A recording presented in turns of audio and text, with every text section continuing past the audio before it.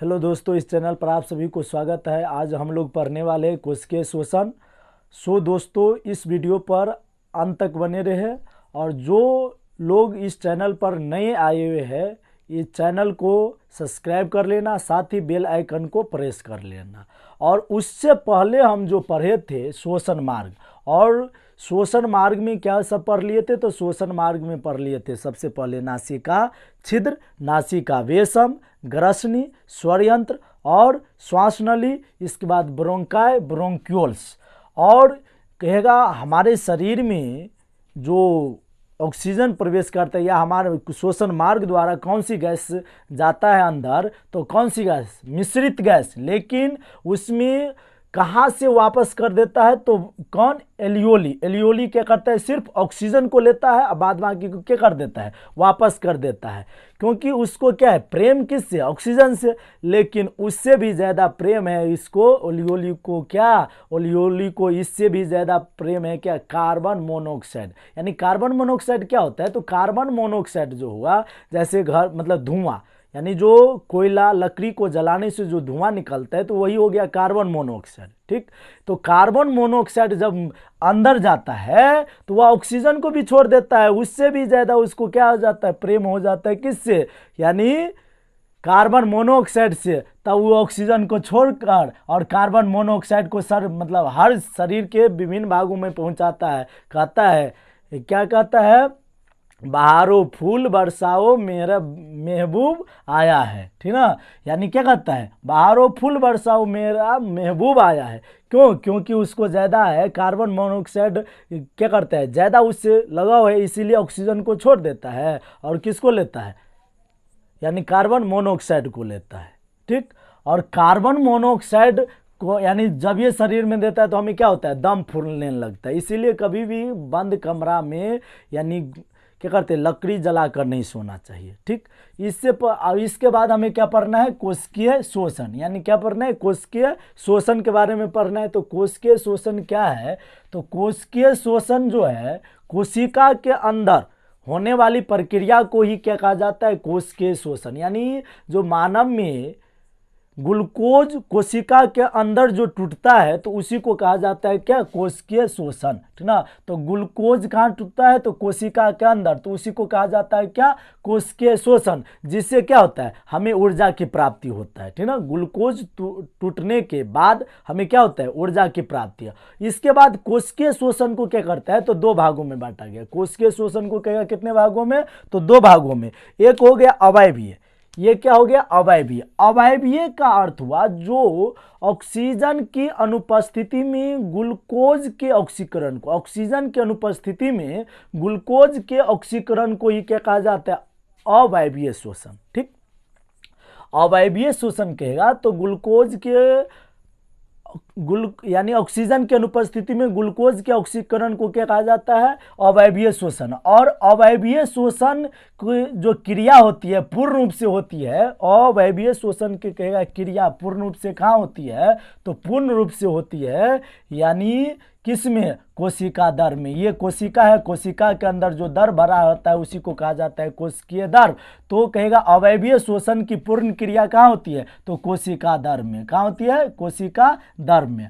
और उसमें जो होता है अवायवीय शोषण के दौरान 4 एटीपी का निर्माण होता है। ठीक ना, कहेगा अवायवीय शोषण के दौरान कितने एटीपी का निर्माण होता है, तो 4 एटीपी का निर्माण होता है। जो 4 एटीपी में से 2 एटीपी क्या होता है, जब ग्लूकोज को तोड़ता है उस समय क्या होता है, 2 एटीपी मतलब 2 एटीपी का क्या करता है, उपयोग हो जाता है। ठीक ना, तो बन जाता है 4 का निर्माण हुआ कब, यानी 4 एटीपी का निर्माण होता है अवायवीय शोषण में, जिसमें से 2 एटीपी क्या होता है, ग्लूकोज को तोड़ते समय काम हो जाता है। तो बन जाता है कितना, तो बन जाता है 2 एटीपी। और ये 2 एटीपी कब काम होता है, जब यानी ग्लाइकोलाइसिस के दौरान, ग्लाइकोलाइसिस के दौरान क्या होता है, ये 2 एटीपी काम देता है। ग्लाइकोलाइसिस क्या हो गया, तो ये माइटोकॉन्ड्रिया और कोशिका के बीच जो क्रेब्स चक्र चलता रहता है, क्रेब्स चक्र चलता है तो उसी को कहा जाता है क्या,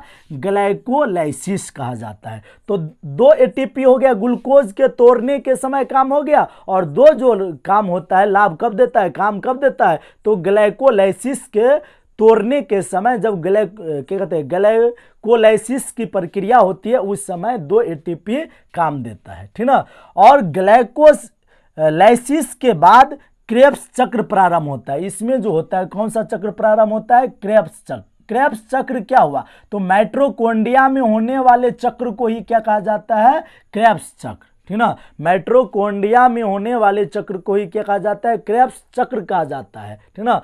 तो कहेगा ये, इसके बाद क्या पढ़ना है, वैभवीय शोषण। वैभवीय शोषण की जो होती है पूर्ण क्रिया माइटोकॉन्ड्रिया में, क्योंकि अवैभवीय शोषण की पूर्ण क्रिया कोशिका दर में, लेकिन वैभवीय शोषण की पूर्ण क्रिया कहेगा तो कहाँ, माइटोकॉन्ड्रिया में। यानी प्रथम चरण होता है कोशिका दर में और द्वितीय चरण होता है माइटोकॉन्ड्रिया में, ठीक ना। वैभवीय शोषण का प्रथम चरण कहाँ, तो कोशिका दर में, लेकिन द्वितीय चरण कहेगा तो कहाँ, माइटोकॉन्ड्रिया में।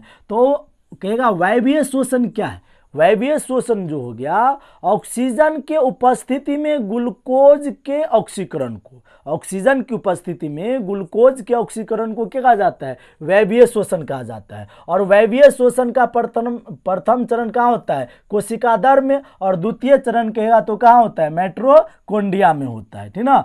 और कोशिका दर में हुए ग्लाइकोलाइसिस के फलस्वरूप इसमें होता है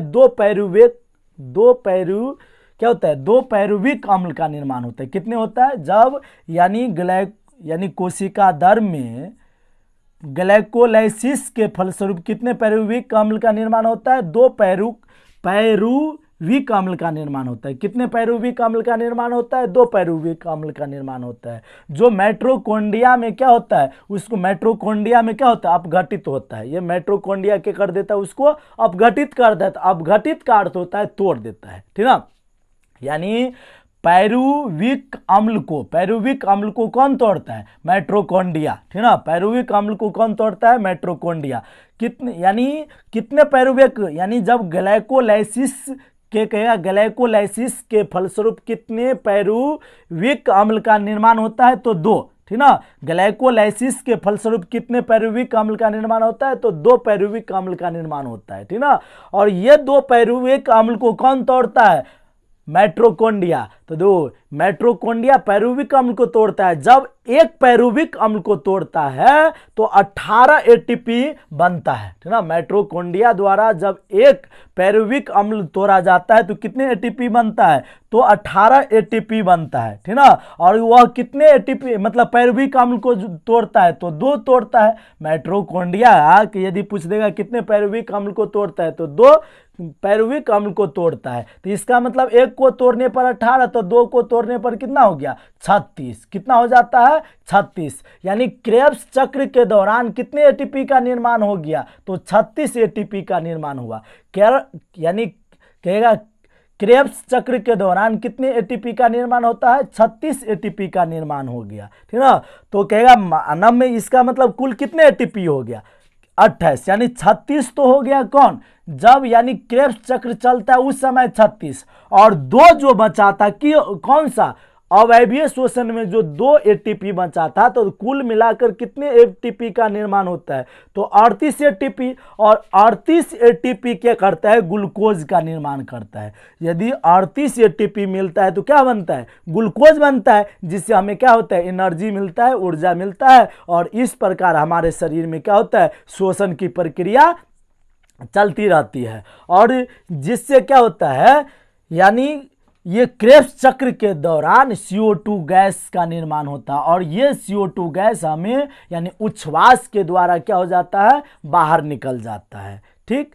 तो इस प्रकार क्या होता है, शोषण की क्रिया हम क्या किए, पढ़ लिए मानव में जो शोषण की क्रिया होती है ना। तो शोषण की क्रिया में हम पढ़ लिए ना, क्या सब पढ़ लिए थे, यानी इससे पहले वीडियो में पढ़ लिए थे, यानी शोषण मार्ग, और शोषण मार्ग में किस किस होकर जाता है। और आज पढ़िए कोशिकीय शोषण, यानी हमें एनर्जी किस प्रकार मिलता है, एटीपी का निर्माण कैसे होता है, पायरुविक का निर्माण किसके दौरान होता है, और एक पायरुविक अम्ल को जब माइटोकॉन्ड्रिया तोड़ता है तो कितने एटीपी का निर्माण होता है? 18। 2 तोड़ता है इसीलिए 36, और 2 बचाता अवयवीय शोषण में तो कुल 36 एटीपी, और 36 एटीपी मिलकर के करता है ग्लूकोज का निर्माण करता है, जिससे क्या होता है? हमें ऊर्जा की प्राप्ति होता है।